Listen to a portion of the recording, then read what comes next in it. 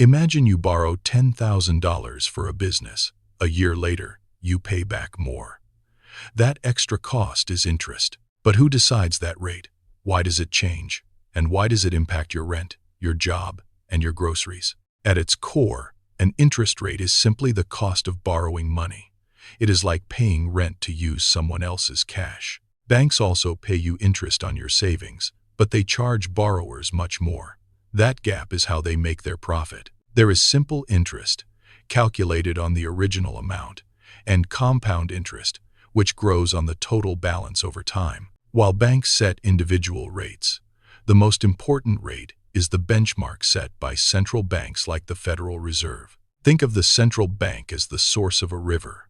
Their base rate determines the cost of money for everything downstream. When the economy is too hot and inflation rises, central banks raise rates to make borrowing expensive and cool spending. When the economy is too cold, they lower rates to encourage borrowing, investment, and job growth.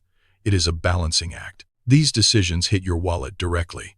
Higher rates mean more expensive mortgages, higher credit card bills, and slower hiring. However, high rates also mean your savings account finally earns a decent return, helping you fight against inflation. The key is to anticipate these shifts.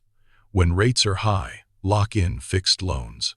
When they are low, look for investment opportunities. Interest rates are a powerful force shaping your financial life. Understanding them gives you a major advantage in the economy. Next week, we explore the Federal Reserve itself. Subscribe to the Money Desk to master your finances and stay ahead.